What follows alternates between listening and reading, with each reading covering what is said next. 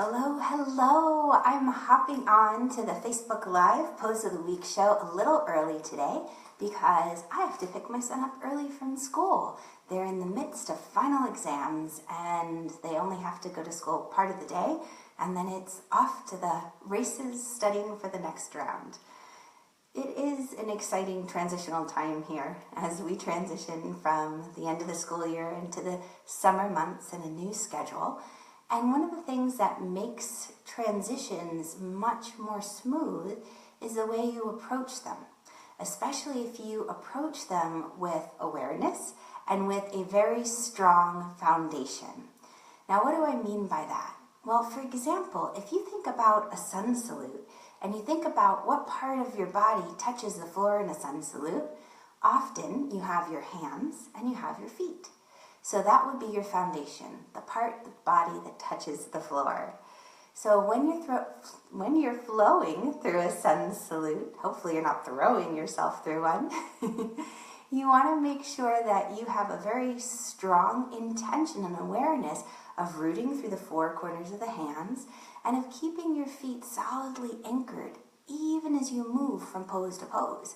And what's even more fun is that you'll notice after you get to a certain point with your sun salutes where your body is a little more open, you get used to the rhythm of the flow, your hands, they never have to move once you go from that forward bend all the way from beginning to end. They only come up off the floor when you come into your Tadasana, right? It's a very fascinating thing. What happens then is when you have that consistency through all the other change, it creates a feeling of peacefulness, and it enables you to handle all the ups and downs of a sun salute with grace. I have a teacher who says life is like a roller coaster, right? You have those moments where you're going up the hills and down the hills. And she said, are you the kind of person when you're going up the hill and you hear that chug, chug, chug, chug? Are you holding on, eyes closed, face scrunched? Or are you the kind of person wide-eyed, and as you get to the peak of the hill, just that brief second when you know it's coming, you have that hang time, just as you get ready to go down the hill, do you throw your arms up for glee, right? I have to admit, I tend to be more of the kind of roller coaster rider, as I'm fiercely holding onto my little ones. We get ready to transition to roller coaster season here in Cincinnati. But yeah, the idea behind it is, are you going to move through life with grace, or are you going to constantly be cringing and just kind of, contracting for the next blow? So it's not easy, It's not. And that's why it's a practice. It's why we come back to our mat day after day. It's like Mr. Rogers would say, when there is disaster and when there is crisis, you look for the helpers in the crowd. You look and you focus on the people who are offering their heart and their compassion to support and uplift. You get into a place of love and compassion, not of fear and anger. And that's something else that a friend shared with me, so it's like a second-hand or a third-hand reference, not even a quote. I'll find it and I'll share it here with you. But Stephen Colbert was saying that he came to the realization that through laughter and humor, he would be able to get people into a place of thinking, right? Rather than when we go into a place of fear and judgment and criticism. If we're going into that energy and that space, it's going to be very, very challenging to see possibilities, to come to paths, to make decisions where really life is enhanced, where we can move through with a gracefulness rather than a begrudgedness or constantly frowning.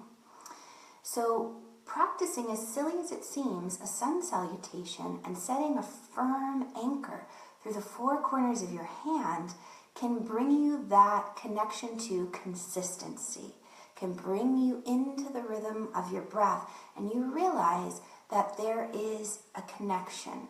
It's like a wonderful hum. That's why we sing the Om at the beginning of the class. Om is considered a common denominator of sound that connects all things, right? It connects you and I, that sound. Even things that appear solid, like the floor, we know that it's moving, right? It's just the atoms are moving at such a rate that it appears solid, holds us in place so we don't fall through it. But when those atoms move, they bump into each other and a sound is made, not audible to our ears, yet still that common denominator of Om is there. And just one more story before we get into our flow, because this was the most incredible experience.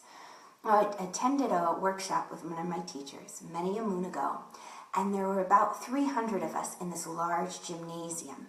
And it was just early April. You know, one of those days where it's been cold and damp, yet this particular day was warm. And when the sun shone down on you, you felt it just heat your skin. It was so delicious. You could smell the grass clippings in the air, which I love. I know not everybody loves. But it was just magical. And we just had this 3-hour practice, monster practice. And we finished our Shavasana, so we're in this state of bliss, deep relaxation, pleasantly exhausted. And we go to sing our final Om. And as we get ready to sing, my teacher asked the musician who was with us, "Hey, do you hear that outside? It's a lawnmower. What key is that lawnmower in? What sound is it making?" And he said, "Oh, the key of F." And so my teacher told him, "All right, start us off on that key."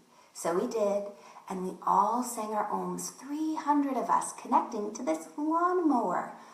And here's the most magical part. At the very end, once we completed our round of Oms, and we were quiet, for the briefest of moments, we heard that stillness that comes after the Om, and then it continued on without us singing. And it was the most eeriest thing until I realized it was the lawnmower. It continued to sing and carry the tune. So you see, Om connects us all. When we sing Om, it's a recognition that our actions have an effect. Our thoughts have an effect on the world around us. When we're in a place of gracefulness, of awareness, when we can move into our heart a place of compassion and love, out of fear, out of anger, you'll find that decisions are so much easier to make. You don't regret your choices. You can think with more clarity. You can see one another truly. It's not us against them. It's all of us together, coming together, supporting and loving and oming. All right, so we're going to transition. I'll bring us through a little sun salute flow. Think about 4 corners of the hands rooting as you go. I'm going to do a little bit more of the advanced version just so you can see the way when the hands connect to the floor, they really can remain constant. Here it goes. Join me on the mat. So starting from Tadasana, the hands in Anjali, a position, a hand gesture of gratitude. Exhaling, arms release. Inhale, arms up. Exhale, arms forward, forward bend. Inhale, extend. Exhale, fold. Bend the knees. Now, the more flexible you become, the more you can line up fingertips with toes, and then jump back to plank. My hands remain now constant as I lower to Chaturanga. Inhale to Cobra. Exhale to downward dog. Hands remain. We'll do 3 breaths here.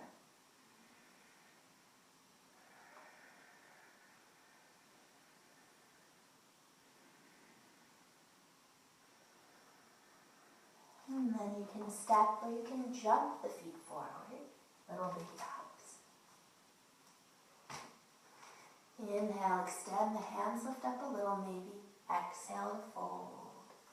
Inhale, arms sweep out like wings, all the way up. Let's meet palms in the center. Draw them down the center line. Inhale, sweep up, palms meet. Exhale, forward bend. Inhale, lengthen the spine. Exhale, bend the legs. Blink to Chaturanga. Inhale, Cobra or up dog. Exhale, down dog. One more breath. finger pads, mound the index finger anchored. And at the end of the exhale, walk the hands forward. Inhale, extend. Exhale to fold. Inhale, arms sweep out. Palms meet overhead. Draw the hands down. Release. Simple sun salute. It's a wonderful, wonderful way to bring peacefulness, gracefulness, consistency into your life. So, until next week, next Tuesday, please take time to find the helpers, to see the good, to open your heart with compassion. And I look forward to playing with you next Tuesday, 12:30. We'll be back to our regular time, and we'll focus on strengthening the core. How to learn to be strong within as a yogi so that we can be soft and aware, really through the outer layer. Have a wonderful, wonderful day. Lots of love, and I'll catch you on the flip side.